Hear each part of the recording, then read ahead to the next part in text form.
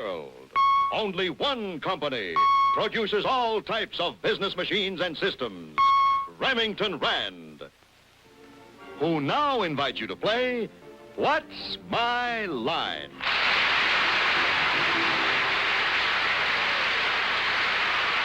Now let's meet our award-winning What's My Line panel.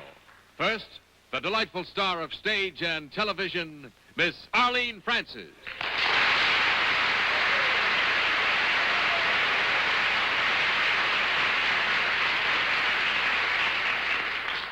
I usually introduce the gentleman on my left, but he isn't here, and we don't know who it is tonight. Somehow, he's as much of a mystery as our mystery panelist, so I can't introduce him. But it does give me pleasure for the first time to be able to introduce my colleague of 7 years, almost, on this panel. A girl who is not only known for her splendid and logical mind, but whom I consider a very splendid person indeed, Miss Dorothy Kilgallen.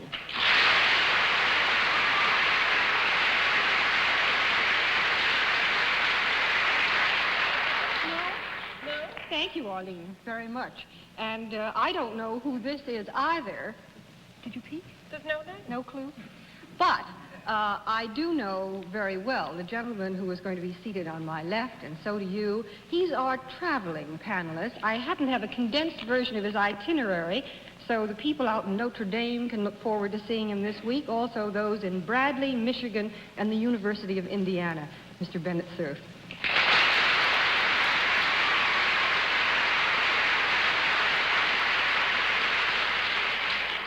About Flint and Cincinnati. You didn't tell me. Well, this is a night, I think, since we don't know who our fourth panelist is tonight, I'd like to take a moment to mention the fact that a book by our late and beloved regular panelist, the late Fred Allen, is being published this week by Little Brown. It's called Much Ado About Me, and like Fred himself, it's a warm, gracious, witty book. And now, on my left, is our wonderful newscaster who's shown again on election night and who moderates his panel so brilliantly, Mr. John Daly.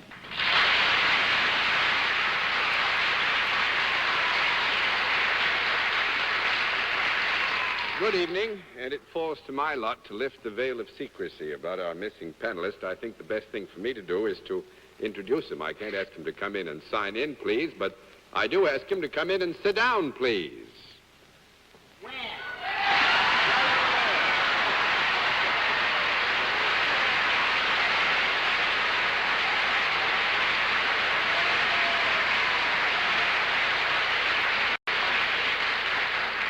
Welcome to Jerry Lewis. It's nice to... What is that, quadruple sheeting, huh? Jerry, it's nice to have you with us. Ladies and gentlemen, it's nice to have you with us. And everybody, welcome to What's My Line. We're up to our old tricks tonight. And we trust that with Jerry here, we'll perhaps have a little more fun even than usual. We'll still hope we can stick the panel. We'll also have a famous mystery guest before the panel a little bit later in the show, and we'll meet our first challenger in just 30 seconds.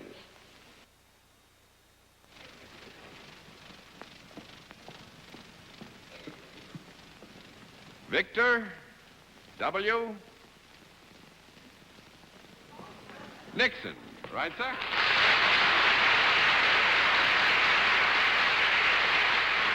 Nixon, where are you from? Aldershot, England. Aldershot, England. Well, it's very nice to have you with us, sir. There is the panel. We'll give you a very sort of informal introduction. And will you come over here and sit down with me? I wonder if you're familiar with the way we keep score. Yes. Good. If you know how we keep score, let's let everybody at home and those who are with us here in the theater know exactly what your line is. All right. Panel, the usual small bit of help we'll give you. Mr. Nixon is self-employed, and I believe in putting the new panel members to work. So why don't you start it off, Jerry Lewis? What? Huh? Wow. You're self-employed. Yes. Is this a profit-making thing you do? Yes. Yeah. We hope. What is it? I said we hope. Oh, I see. I couldn't guess what he does right off like this, could I? Because I have a feeling he makes chicken fat for fish and chips. Do you make chicken fat No. sufficient? No. That'll cost you dear, Mr. Lewis. Thanks a lot. One down and 9 to go, Miss Kilgallen. Mr. Nixon, do you deal in services? Yes. Could anyone on this panel avail himself of your privileges? Yes. Could all of us? Yes. Would we come to you? Not necessarily, no. Not But, ever? I would say that in the main, in the term of reference with which we deal when Mr. Nixon is functioning, we would say people tend to come to Mr. Nixon. Yes. Do you work in an enclosure? No. Oh, wait a minute. Not always. Small thing. Well, actually, the issue there is it's not always, Dorothy, but Mr. Nixon does work in an enclosure, but he can work outside, too. I see. Do you work in something that would be called by any name other than an office? Yes. Would it be called other than a factory? No. Would it be called other than a factory? Oh, other, I'm sorry. Yes. Yes. Would you work in something that is not always on the ground? Possible, But I think but improbable. highly unlikely. So unlikely, Dorothy would have to give you a no. 2 down and 8 to go, Mr. Cerf. Mr. Nixon, you know, you have a name that's been bandied about quite a bit in this country in the last Right few here. weeks. No relation, I take it. None whatever. Mr. Nixon, the services that you perform, would you say they were of a personal nature? No. Well, if any one of the members of this panel could avail themselves of these services... Yeah, I would think that we would have to describe, and there is a relationship which is certainly personal that must apply as between Mr. Nixon and whomsoever he may be working with before he can function well, yes. Well, that gets me nowhere. Mr. Nixon, is there any kind of product involved in the services that you perform? No. That's 3 down and 7 to go, Miss Francis. Mr. Vice President, is there any pleasure or gain associated in what you do? Any what? Is it a pleasurable job? No job yes, is I think so. pleasurable. You just- Yours is, isn't it? Yes, I'm tired, though. I think so. Does it afford other people pleasure, what Well, you I hope do? so. I hope so. You hope so? Do you usually deal in your job with several people at one time? Could you? Yes, occasionally. Does gambling have anything at all to do No. with your... No, that's 4 down and 6 to go, Mr. Lewis. You were thinking of the Derby, weren't you? I was, you know. I thought that. They I had was getting to it myself for a moment. They have legitimate bookmakers in London. Yes. Which I we must did, go don't you? sometime. Mr. Nixon, do you do what you do here, too? I could do. I don't at the moment. Oh. Oh, that makes it perfectly clear. You could, if you so choose to do so, you could do it here.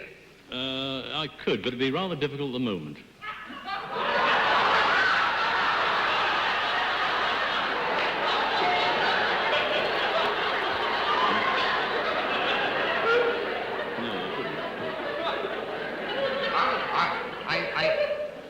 Mr. Nixon, do you deal in... did we ask about politics? No. No. He's self-employed, though. Yeah, that's it. Self-employed. Well, you say you could possibly do it here, but right now it isn't probable. It would be rather difficult. Rather than... He deals with Big Ben or something. A big thing. Boy. I think I made a mistake coming here altogether. You're doing fine, Jerry.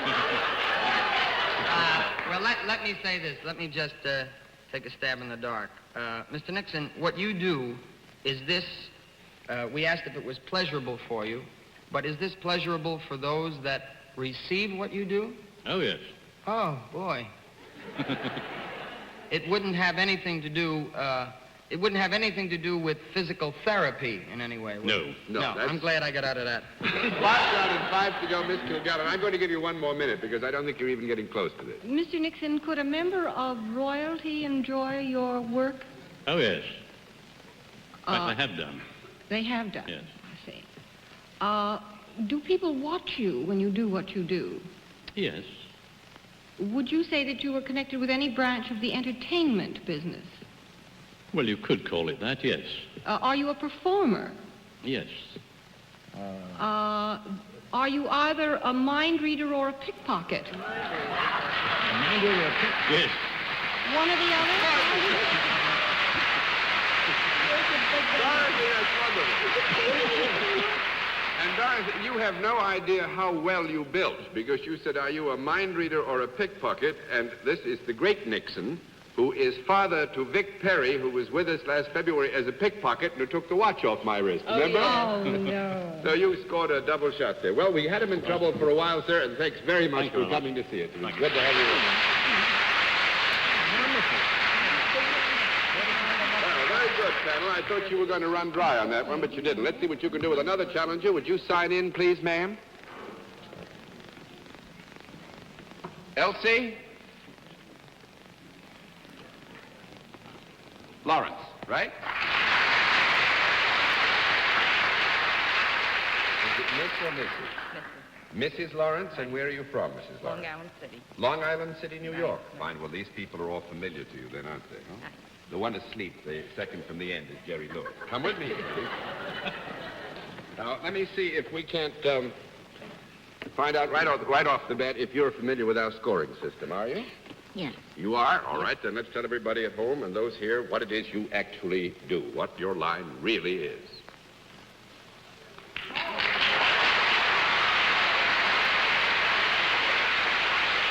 right.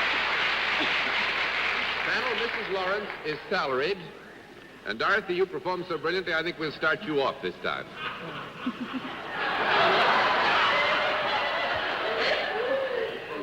Mrs. Lawrence, do you work for a profit-making organization? Yes. Do you deal directly with people? Yes. Well, I'll ask the same question that I asked of the gentleman who preceded you. Could anyone on this panel enjoy your services? Yes. Well, I mean, I think here we're getting out of our basic term of reference. While it is true in a very small way that you could be the end recipient of the service and to that degree enjoy it, I don't think that you would necessarily come in touch with the service in such a personal way, Dorothy, as to describe it that way. Yes. So I just want you to be careful. That just means don't... It doesn't mean no, though. No, I don't think we can give you a no on it, but I don't want you to be misled either. I see. All right.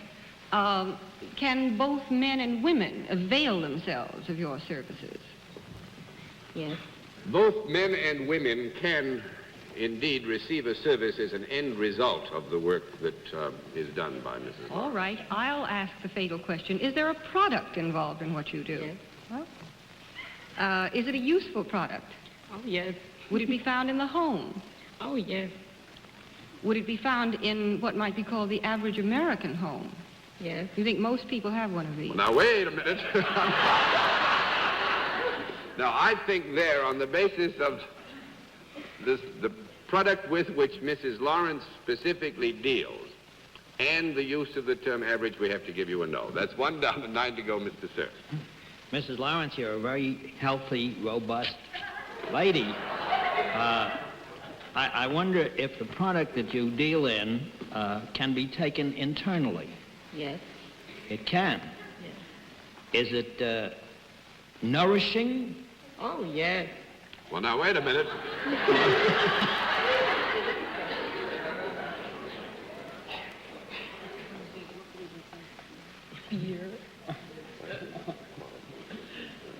Mrs. Lawrence is in a very generous mood. I would think technically we probably should say no to that one, but Mrs. Lawrence feels that we should give you a yes and no and not be too technical about it. Well, is this thing that is taken internally, is it a solid? You're solid. Yes. It's a solid. It's a solid? Solid. Jackson? Does it is it attractive to the palate? Does it taste good? Oh, yes. It does taste good? Sure. You're the authority on this, because I must admit I can't tell you whether it tastes good or not. Oh, that's interesting. Mrs. Lawrence says it does. You don't know whether it tastes good or not? Would this be taken for medicinal or health-giving purposes?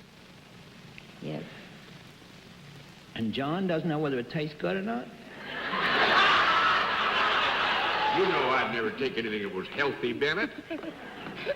Could this be then called a kind of medicine? Yes. It could. And it's a solid. And it tastes good. Sure. Is it some kind of a tablet or pill? Yes. Has it got vitamins in it? Yes. I know what it is already. What, Jared? Want me to help you? Sure. She makes diet pills.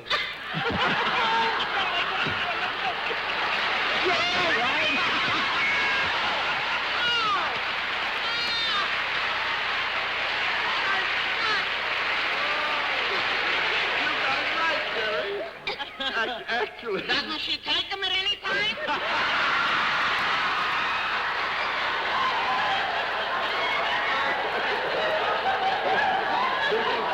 Mrs. Lawrence has asked me to advise you, Mr. Lewis, that she has lost 40 pounds.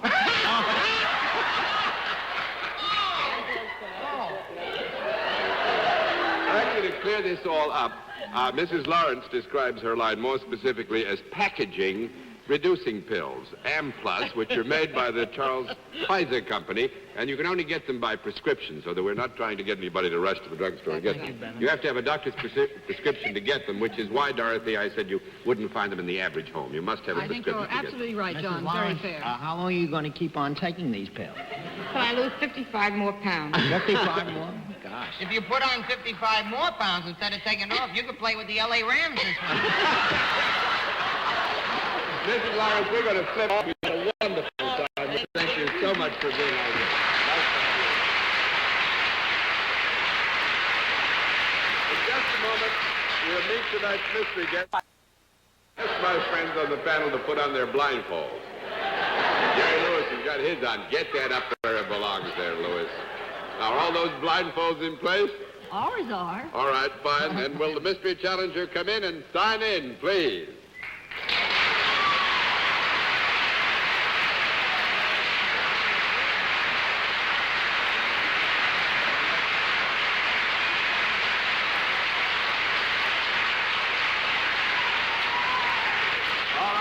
As you know, in the case of our mystery challenger, we go to a different form of questioning. You ask one question at a time in turn, moving clockwise, and we'll begin it with Arlene Francis. Are you associated in some way with show business? Yes. Mr. Lewis. Are you a performer in the literal sense of the word? Oui. What is that, he said? That's yes. He's Yes? a little That's performer. Oui. Oh.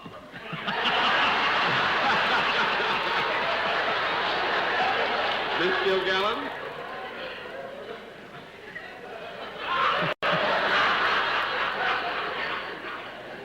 Are you in the motion pictures? See. Mr. Cerf? See, I can't see. There was a strange, it seemed to me there was more applause after you signed in than when you walked out. So I wonder if it's possible that your chief fame is because of your reputation rather than visually. Is that correct? Je ne sais pas. I I don't would say get that it probably, Bennett, that our guest is known visually to great numbers of people, but at the same time I would have to admit that he has a towering reputation, which rises even above the identification factor. Thank you. Miss Francis? I'm in Pittsburgh. But the gentleman is a performer, you said, or he said, or we weed. The gentleman does perform, yes. He performs, but he performs mostly behind the scenes, am I led to understand? What was this reading you just gave? See.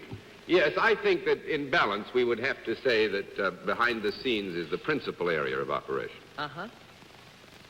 Mr. Lewis? But you do both, behind the scenes as well as in front of the camera. Is that correct? Am I to believe? Yeah, right, yeah. That is true. Do I go again? Yes, you go ahead, because you were merely re-establishing an already recorded fact. Oh, thanks a heap. Well then, let me ask this. Do you work alone? No. One down and 9 to go, Miss Kilgallen. Are you in any way associated with the production end of motion pictures? Oui, mademoiselle, oui. Mr. Cerf? I think I know that voice from personal acquaintance. Are you beloved by millions and millions of children? It's Gulliver.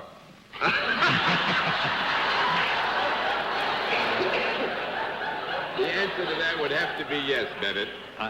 Can I take a stab? What do Yes, you come can up? take a stab. I think it's Walt Disney. You're right.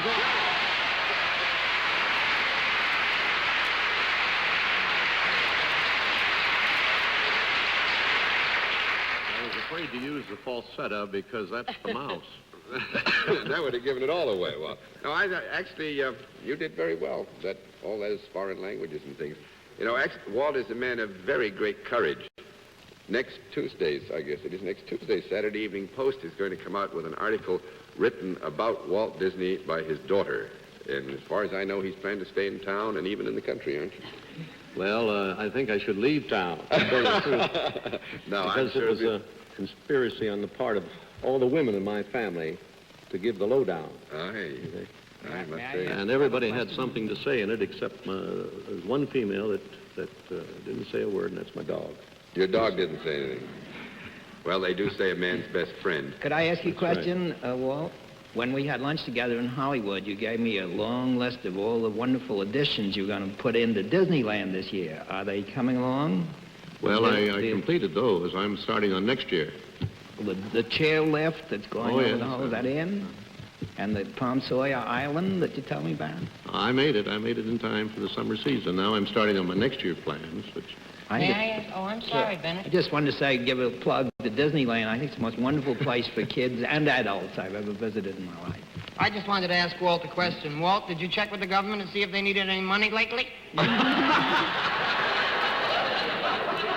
what money he put into this place? Oh, for heaven's sake. Now, I would like, actually, it's no secret that Walt and I have worked basically in another network, but I'm more interested in what you think now about television after 3 years of exposure. Well, it's wonderful. It's wonderful. You get to reach people in a sort of an immediate way. With the pictures, you work for years, and then it's quite a while before you know how what you're working on is going to come out, how it's going to be received. But with television, you know, well, in a very short time. Do you find it's a burden, Walter, over the other working habits? Or Oh, no. I found it very stimulating. Very stimulating. For the whole staff, everybody, it's been a great stimulus for the whole organization. That's fine. That's good, you know, because that makes it sound like Mr. Walt Disney is going to stay in television, which is what I really wanted him to do. Walt, thanks very much. It's glad to have you with us, and nice of you to have been our guest. Will you say hello to Bennett?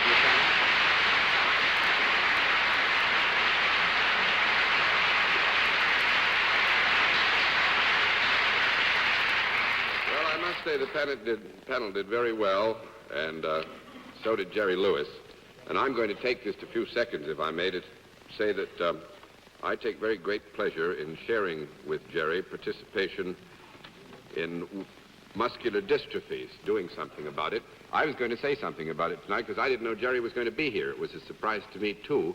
But I think that my job should be taken over because this is closer to Jerry's heart than anybody that I know. So, Jerry, why don't you say a few words about muscular. Well, thank you very much, John. I will be very brief, and I will just say that due to the fact that television is one of the great exposures entertainment-wise and that you reach so many people at one time, I would like to mention that November is the Muscular Dystrophy March. The firefighters all over America will be coming to your homes as well as your neighbors asking for contributions to help wipe out this vicious disease, I should say, to the 135,000 victims, the children who certainly have no right to have this, and we'd like your help and would appreciate you giving all you possibly can. And I thank you, John, very much. And I join Jerry in the hope that you will open your hearts and your pocketbooks. Now, before our panel says goodnight, here is a word from next week's sponsor. Well, there we are. Jerry Lewis lived through the half hour, and so did we. It was nice to have him with us. And so until next week, this is John Daly saying good night, Miss Arlene Francis. Good night, John, and come back and surprise us again, Jerry, please. Thank you, Arlene. I will be very happy to. And good night, Dorothy. You were funny. You're terrific yourself. Good night, Bennett. A good show tonight, I think. Good night, John. Good night, ladies and gentlemen. Thanks for being with us on What's My Line? Travel arrangements on What's My Line are made through American Airlines. American Airlines flies our contestants in luxurious comfort aboard DC-7 flagships. This has been a Mark Goodson, Bill Todman production in association with the CBS television network. Be sure to see Remington Rand's great new television program, Gunsmoke, Saturday night on this same network.